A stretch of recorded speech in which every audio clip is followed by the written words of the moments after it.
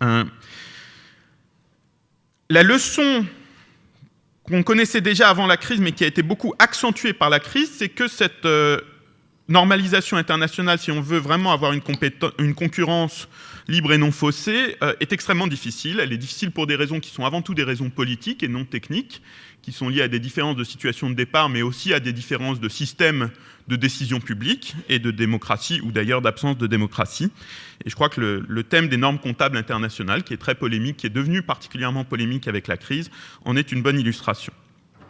Il ne suffit pas d'avoir des normes communes, il faut aussi qu'elles soient appliquées d'une manière similaire, cohérente, et que la supervision soit cohérente et le contrôle des risques avec elle par les autorités publiques.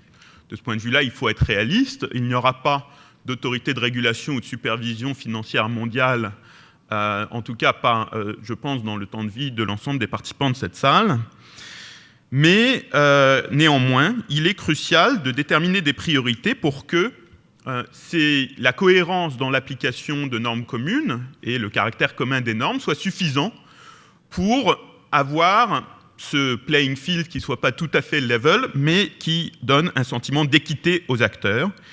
Et là, la responsabilité appartient évidemment à l'ensemble des États qui sont les décideurs et accessoirement de cette construction spécifique qu'est l'Union européenne, mais avec une inégalité fondamentale, c'est que le monde financier international dépend de centres financiers internationaux, mondiaux.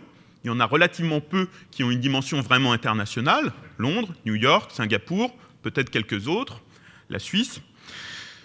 Et ça veut dire qu'une minorité d'États, en fait, a les leviers de régulation, auxquels il faut ajouter l'Union européenne, puisque Londres est sur son territoire, a des leviers de régulation qui s'appliquent à l'ensemble du système. Permettre à ce système d'être considéré comme équitable est un grand défi politique. L'autre défi, c'est évidemment la capacité à gérer en commun des crises de nature transfrontalière. De ce point de vue-là, il y a des bonnes nouvelles de la crise, puisque comme l'ont souligné plusieurs participants à cette conférence déjà, la coopération entre autorités a été sans précédent. C'est particulièrement vrai entre banques centrales, mais c'est vrai aussi pour les États. Il y a quasiment un an, il y a un peu plus d'un an, le sommet de l'Élysée du 12 octobre 2008 en a été une illustration particulièrement spectaculaire.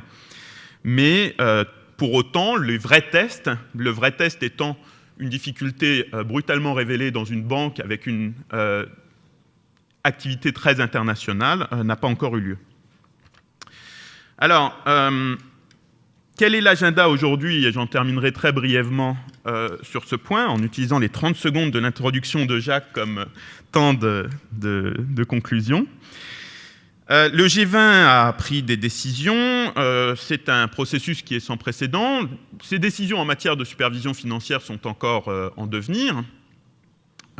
Quel est l'équilibre entre les différents acteurs? Mon sentiment, et c'est peut-être pas un sentiment qui est universellement partagé, c'est que l'Europe a eu un moment de leadership qui était en gros la deuxième moitié de l'année dernière, en tout cas le moment de la crise Lehman Brothers. Pourquoi? Parce que le gouvernement américain, à ce moment-là, était extrêmement affaibli dans sa capacité à prendre le leadership. L'Europe a utilisé ce moment de leadership d'une certaine manière, et j'ai fait mention du sommet de l'Élysée. Elle n'a pas été jusqu'à proposer au monde un modèle de régulation financière que le monde puisse adopter. Et pourquoi? En raison, sans doute, de ses propres divisions internes qui sont extrêmement profondes entre notamment le Royaume-Uni, l'Allemagne, la France et d'autres acteurs. Aujourd'hui, il y a beaucoup de projets en cours de discussion. Il y a relativement peu de législation qui a déjà été adoptée à la suite de la crise. Dans le cas des États-Unis, il y en a très peu. Dans le cas de l'Europe, il y a eu quelques petites choses sur les agences de notation, la titrisation. Mais il y a en revanche des énormes paquets législatifs qui sont en ce moment en cours de discussion. Au Congrès américain, à la suite du projet qui a été proposé par l'administration américaine en juin, et en Europe, notamment sur les aspects de structure institutionnelle et de construction d'outils de supervision transfrontalière à l'échelle de l'Union européenne. Je crois que les décisions qui sortiront de ces paquets législatifs seront cruciales. Je m'arrête là pour que nous ayons un moment d'interaction, mais ma conclusion, qui n'en est pas vraiment une, ce serait de dire que ce serait d'insister sur le défi extraordinaire qui se présente aux décideurs publics aujourd'hui, de prendre des décisions qui vont façonner le système financier pour beaucoup d'années à venir, dans un climat dans lequel nous D'abord, il y a des enjeux d'économie politique très difficiles, il y a des enjeux de capture des régulateurs et des décideurs qui ont été déjà soulignés, notamment par Kemal Dervish et hier par Tommaso Padoa-Schioppa.